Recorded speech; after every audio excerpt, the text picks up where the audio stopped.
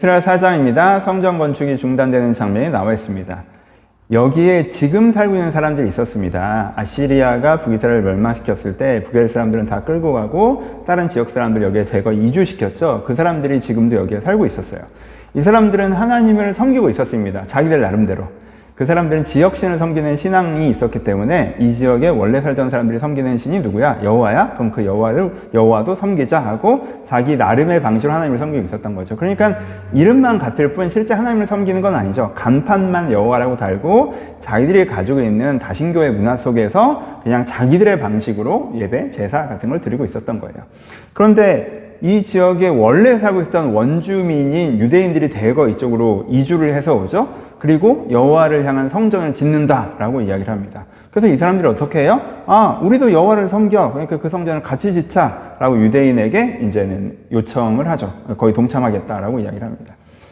여러분, 이게 호의로 보이죠? 아니, 실제적으로 그 사람들의 진심은 호의였어요. 그래, 같이 하자. 너희들이 하는 거 우리도 동참하고 잘 어울려서 지내자라는 의미였죠. 호의였죠. 그리고 도움도 되게 많이 됐을 거예요. 이거 건축이라는 어떤 실제적인 걸 하는 거잖아요. 거기에 인력과 재정이 돌아오면 얼마나 쉬워집니까? 그러니까는 되게 호의를 베푸는 것이고 도움도 많이 될 거였어요. 하지만 이 호의와 이 도움을 받을 수가 없죠. 왜냐하면 그들이 생각하는 하나님과 진짜 하나님을 믿는다는 것과 의미가 다르기 때문에 이것이 같이 이 사람들과 같이 성전을 지었다가는 성전의 의미가 이상하게 희석돼 버릴 거 아니에요. 그러니까는 같이 지을 수가 없는 거죠. 그래서 스룹바벨이 유대인들 것들을 거절합니다. 그렇죠? 잘한 것이죠. 근데 그 다음부터 이제 갈등이 생기기 시작하죠. 왜냐하면 지금 여기에 살고 있던 사람들이 그런 호의를 베풀었던 이유는 일종의 테스트였거든요.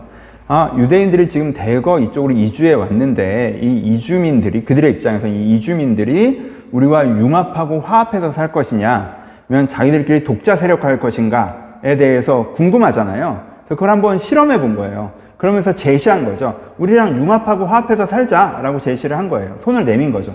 근데 아니야, 우리는 우리끼리 성전을 지을 거야 라고 하는 순간 이 사람들이 보기에는 그게 어떻게 들려요? 우리는 독자 세력화할 거야 라고 딱 들리죠.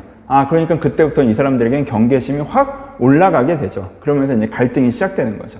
어떤 면에서는 되게 자연스럽죠. 여러분 생각해 보세요. 이민을 받는 나라가 있어요. 그래서 어떤 나라에서 대거 어떤 사람들이 이민해 와요. 그러면은 이 이민 받는 나라에서 원하는 건 뭐예요? 이 사람들이 이 나라의 사회, 문화, 질서에 융합하는 거죠. 그럼 이민자들을 웰컴할 것입니다. 근데 그런 게 아니라 이민을 받았어요. 근데 대거 들어왔어요. 근데 자기들의 문화, 자기들의 사회, 자기들의 그런 걸 딱 하고 독자 세력화를 해요. 그러면은 실제로 그 땅을 빼앗기는 느낌이잖아요. 그쵸? 그러니까, 아니, 왜 여기 와서 그래? 약간 이렇게 된단 말이에요. 그러면은 이 지역에 지금 살고 있는 사람들은 뭔가, 다른 이질적인 거랑 부딪히게 되기 때문에 배타적이 될 수밖에 없죠. 그쵸? 그러니까 이 사람들이 이런 상황이 되니까 성전 참여를 거절하는 것을 독자 세력화로 받아들였고요. 받아들였고, 그 다음부터는 이것을 이제 방해하는 방향으로 움직이는 거죠. 그쵸? 방해하는 방법은 뭐였어요? 로비스트를 고용하는 거였어요. 로비스트를 고용해서 중앙정부에 가서 여기서 이 성전이 세워지는 건 페르시아의 이익에 굉장히 해로운 것이다 라는 것을 계속 이제 중앙정부에 설득하는 방법으로 이 성전 건축을 방해했습니다. 그래서 아수에로가 왕이 되었을 때, 그 아닥사스다가 왕이 되었을 때, 그러니까 새로운 황제가 등극해서 새로운 정부가 구성될 때마다 이제 조서를 올리고 막 거기에 관련된 사람한테 뇌물을 줘가면서 이제는 막 이 문제를 좀 띄워달라. 왕에게 이 문제를 우리의 관점으로 좀 알려달라라고 로비스트들이 이렇게 쫙 다니면서 이걸 딱 제시하는 방법으로 이제는 성전 건축을 중지시키려고 노력했습니다. 이때 이들이 썼던 논리가 뭐예요? 이들이 썼던 논리가 성전 건축은 결국에 독립운동으로 이어질 것이기 때문에 페르시아의 이익에 해롭다라는 논리를 세우고 계속 이제는 중앙정부를 설득하는 것이죠. 페르시아 황제가 잘 모르시는 것 같은데 유다라는 민족은 독자 정체성이 워낙 강한 민족이다.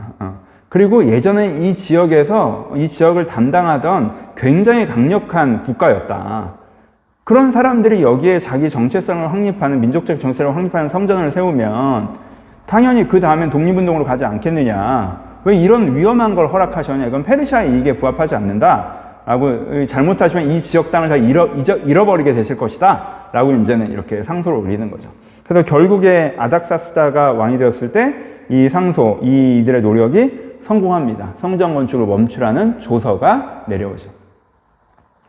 여러분, 본문에 나와 있지 않지만 이것이 유대인들에게 얼마나 기가 막힌 상황이었는지 우리가 상상해 볼 수 있죠. 그렇죠? 두 가지로 너무 기가 막힌 상황이잖아요. 내가 이 악한 세상에 내가 타협하지 않고 바르게 대응했는데 결과가 안 좋죠. 그렇죠? 얼마나 당황스러워요. 악한 자가 계속 끈질기게 노력하는 것은 열매를 맺었고요. 선한 자가 성실하게, 이 사람들 그 사이에서 성경을 열심히 지었잖아요. 선한 자가 성실하게 노력하는 것이 물거품이 되는 상황이잖아요. 그러니까 이게 얼마나, 아니 하나님 우리가 주의 뜻에 헌신하여 이 땅에 와서 우리 먹고 살기도 어려운데 이름 없이 빚도 없이 내가 진짜 시간을 내고 돈을 들여가면서 이 건축들을 하고 있는데 이 건축을 다 한다고 나에게 이익이 돌아온 것도 없어도 내가 주님의 그 은혜의 역사가 이 민족에게 이 공동체 이 세상에 흘러가서 내가 그것을 하고 있는데 다른 사람들이 방해해서 그건 아니라고 한 건데 다른 사람이 뭐 이것을 변제시키려고 해서 그건 아니라고 한 건데 그것 때문에 이게 멈춰지면 이게 그럼 내가 이제까지 그렇잖아요. 그렇죠? 당황스러운 일이죠. 또 하나는 뭐예요? 이 사람들이 받았던 응답의 근거가 흔들리죠. 여러분, 이 사람들이 여기에 올 때, 하나님께서 이걸 하시는구나, 라고 응답으로 봤던 게 뭐예요? 고레스의 칙령이죠. 그러니까 그 고레스의 황제의 칙령이 이들의 응답의 근거였단 말이에요. 그렇죠? 하나님께서 우리를 회복하시는구나, 라고 하는데, 이 칙령이 뒤집어져 버리니까, 황제가 바뀌더니 다른 칙령이 내려오니까, 그럼 내가 받았던 응답은 뭐지? 그냥 그 정치적인 결정들이 여러 가지가 이루어지는 것인데, 그것을 내가 하나님의 응답이라고 과잉 해석해서 내 인생을 걸어버린 건가? 라는 생각이 들 수가 있죠. 그렇죠? 그래서 굉장히 어떤 면에서는 유대인들의 마음에는 뭐 유대인들이 이렇게까지 시험에 들지는 않았어요. 이 사람들이 신앙이 깊은 사람들이어서. 하지만 마음에 되게 어려울 수 있는 장면이 나타나고 있습니다. 적용해 보죠. 첫 번째. 여러분, 이 스룹바벨이 잘한 거예요. 그러니까 스룹바벨의 행동을 여러분들이 묵상하고 적용하셔야 돼요. 어떻게 해야 돼요? 갈등을 두려워하지 않고 때로는 갈등을 선택할 수 있어야 합니다. 우리는 누군가 우리 가운데 호의를 베풀 때 그걸 거절하기 어려워하고 호의에 끌려가는 경우가 있어요. 누군가 화합을 얘기할 때 갈등 자체가 나쁜 것이어서 그래 갈등을 일으키면 안 되지라고 그 화합에 끌려갈 때가 있어요. 그래서 악한 일에 동참하거나 선한 일을 지키지 못할 수도 있어요. 그렇죠? 더 중요한 게 있어요. 여러분, 호의보다 더 중요한 게 있고 화합보다 더 중요한 게 있어요. 그러니까 내가 더 중요한 내 기준이 있으면 호의를 거절할 줄도 알아야 되고 갈등을 유발할 줄도 알아야 되고 갈등 상황을 해결하지 않고 견디는 것도 배우셔야 돼요.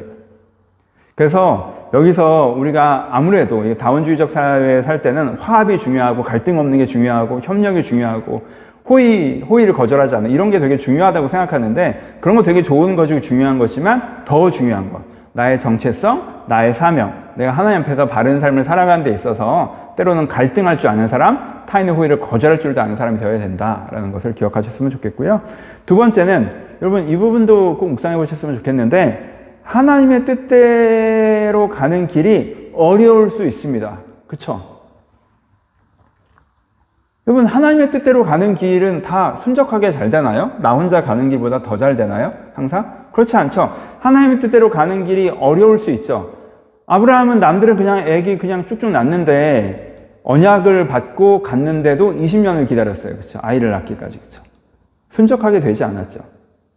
여러분 상인들은 이집트에서 가나안 땅까지 몇십 일이면 가는데 이스라엘 사람들은 어디로 갔어요? 광야에서 1년 동안을 헤매게 되죠. 그렇죠?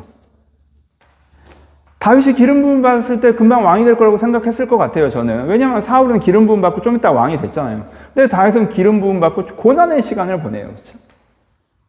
여러분, 선지자들의 이름들을 나열하기 시작하면 정말 수없는 사람들이 나오죠. 뭐, 정말 엘리야도 그렇고요. 이사야도 그렇고요. 예레미야도 그렇고요. 하나님의 뜻대로 하는데도 결과들이 잘 안 나오는 경우들이 많이 있었죠. 그렇죠? 그러니까 우리가 이것을 좀 당연하게 생각해야 돼요. 내가 하나님의 뜻대로 하면 순적하게 뭐가 다 잘 되는 게 하나님의 뜻의 응답이고 순적하게 뭐가 잘 안 되면 하나님 뜻이 아니었나? 여러분 이건 잘못된 생각이에요. 여러분들 그런 생각을 갖고 계시면 하나님의 뜻대로 하면 뭐가 더 잘 돼야 된다는 생각을 갖고 계시면 왜 잘 안 되지가 근간을 흔들어 버려요. 뭐가 잘 안 되는 순간 과정의 어려움이 오는 순간 내 생각이 틀린 것처럼 실망하고 좌절하고 포기하게 된다는 거예요. 그렇죠? 그러니까 이 생각을 가지면 안 돼요. 하나님 뜻대로 하셔도 믿음의 선한 사람을 싸워도 나는 바르게 했는데 상대가 이겨서 내가 어려워질 때가 있을 수 있어요. 하지만 그 과정을 잘 견뎌가야 합니다. 그 과정 속에서 방향과 속도를 유지하려고 해야 돼요. 최대한. 속도는 느려지더라도 방향을 유지하려고 해야 돼요. 그럴 때 때에 맞게 하나님의 아름다운 결과를 우리가 온다는 거, 과정에 너무 흔들리지 않아야 된다는 것도 묵상해 보셨으면 좋겠습니다. 감사합니다.